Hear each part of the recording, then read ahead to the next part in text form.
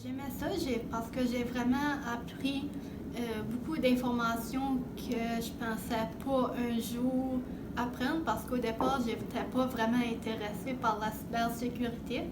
Puis là, j'ai appris plein de nouvelles connaissances que j'aurais probablement pas acquis. Mais au départ, j'étais un peu comme tout le monde, là. Je pouvais utiliser Internet puis faire des documents Word, ça, mais pas rien de trop avancé. Puis aujourd'hui, je comprends le fonctionnement derrière Internet puis tous les dangers qui s'y rattachent. Beaucoup le fait d'être mentor puis de pouvoir être un à un. Donc, dans ce cas-là, on avait une étudiante à Edmundston. Donc, de voir son intérêt puis de sa participation puis de comment elle pouvait évoluer, c'était vraiment intéressant. Puis de pouvoir l'amener à un autre niveau où elle n'était pas au début. Puis de voir la progression. Ça, c'est priceless. Les avantages pour un coop virtuel pour un élève, bon, premièrement, oui, c'est d'aller explorer ce qui existe ailleurs, pas juste ici. Hein? Ça ouvre des portes. Mais en ouvrant ces portes-là, je pense que l'élève va aller s'établir un réseau, hein, va aller communiquer avec différents professionnels dans un milieu spécifique ou un milieu précis, devrais-je dire.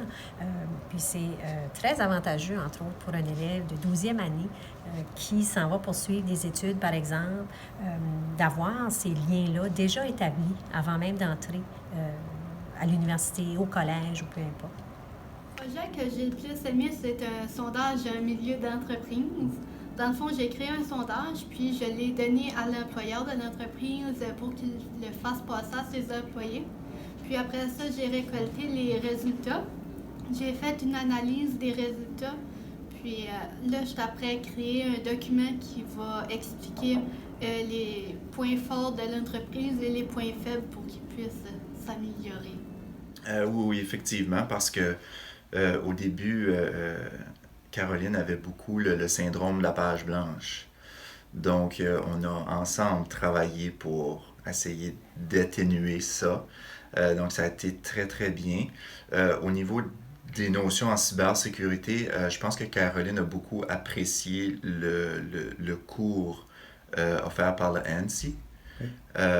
Donc ça lui a donné une base vraiment solide. Puis après ça, on a pu travailler puis bâtir en fonction de ça. Puis moi, ce que je lui avais dit, c'est garde tes premiers travaux de tes premières semaines, puis on va comparer à la fin, voir l'évolution. Puis elle a trouvé ça assez intéressant de voir comment ça a pu évoluer là, en projet. Puis que finalement, on est parti peut-être d'une page blanche, puis qu'on est arrivé avec un projet d'une dizaine de pages là, en bout de ligne. Là. Ouais. Si t'avais... Dans le fond, j'ai appris à m'imposer des dates limites parce qu'avant ça, j'étais un peu toujours dernière minute dans mes projets. Je réussissais tout le temps à terminer à temps, mais je me couchais parfois très tard le soir pour réussir à tout faire.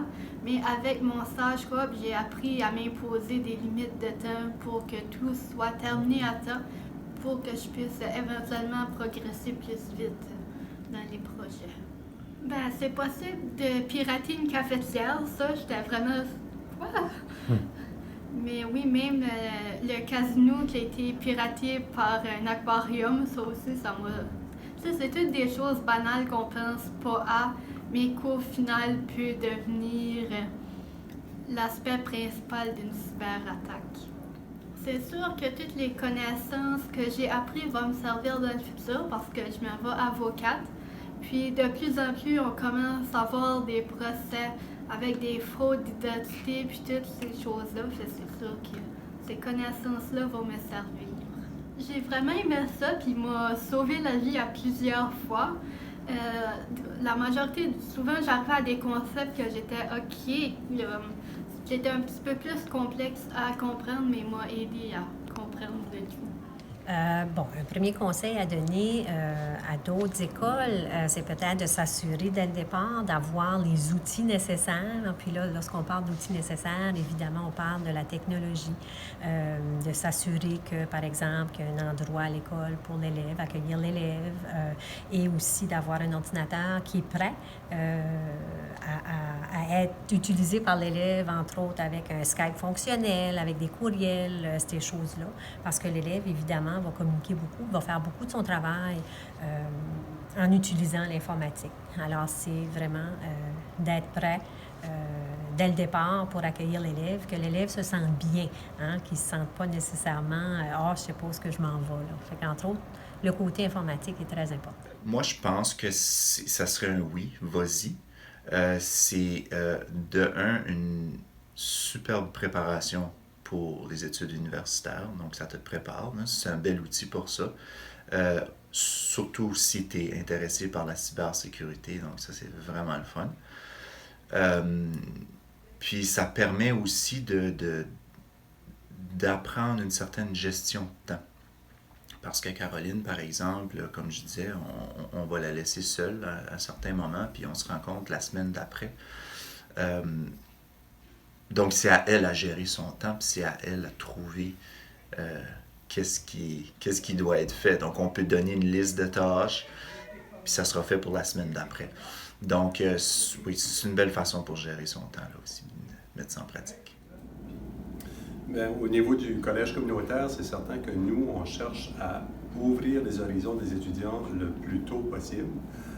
Et puis, on est toujours en train de collaborer sur des nouveautés, sur de nouvelles tendances. Puis, au niveau du cours coop, à distance, c'est sûr qu'on est très disposé à aider dans ce sens-là pour permettre à l'étudiant de découvrir le plus tôt possible peut-être une passion, peut-être un côté de l'industrie ou un côté des technologies, dans ce cas-ci, auquel il n'avait pas pensé avant. Ça fait que c'est une belle façon d'ouvrir une porte, surtout dans le côté virtuel, pour les étudiants qui ne sont peut-être pas exactement de la région d'un campus en particulier, de pouvoir accéder à ces types de formations-là, à ces types d'informations-là. Fait que c'est certain qu'on garde un très bon œil, puis qu'on espère que ça prenne de l'ampleur, puis qu'on puisse faire profiter le plus grand nombre d'étudiants possible dans les années à venir. La disponibilité, forcément. Faut qu'il soit disponible. Faut qu'il y ait un intérêt pour le one-on-one. Il faut évidemment qu'il y ait un petit intérêt pour la cybersécurité au moins. Puis qu'il n'ait pas peur de laisser l'étudiant à lui-même. Donc, il n'est pas toujours obligé d'être là. Puis de ne pas hésiter à donner des défis, là. Oui, il y a eu un changement d'attitude. L'élève, au départ, connaissait très peu, connaissait des choses, mais n'était pas capable de faire le lien avec la cybersécurité nécessairement. Puis à la fin, je pense que son discours avait un peu changé, puis sa façon d'être. Là, même que, elle a déteint un petit peu sur son environnement, où les petits post-it avec des mots de passe ont été enlevés, des choses comme ça. Fait que cette élève-là était beaucoup plus consciente, puis elle partageait un peu ce qu'elle avait appris, ce qui est exceptionnel. Puis elle a vraiment eu une piqûre, je crois, par rapport à ce domaine-là de la cybersécurité. Tu vois un lien? Oui, forcément. Ils ont, avec ce projet-là, une belle introduction à ce que peut être la cybersécurité. Donc, une personne qui ferait appelons ça le stage coop comme ça, là, en cybersécurité, puis qui pourrait venir étudier dans le domaine, va, selon moi, avoir une certaine longueur d'avance, surtout pour la première session, sur d'autres personnes, parce qu'il y aura des concepts, des notions qui vont revenir, puis ça va être comme juste un rafraîchissement. Donc, ça va lui aider, là, ça, c'est définitif. Ouais. Je dirais que c'est vraiment intéressant, puis que tu n'as pas besoin d'être calé en informatique pour comprendre, puis que le programme s'adapte vraiment à n'importe quel type d'étudiant et d'intérêt.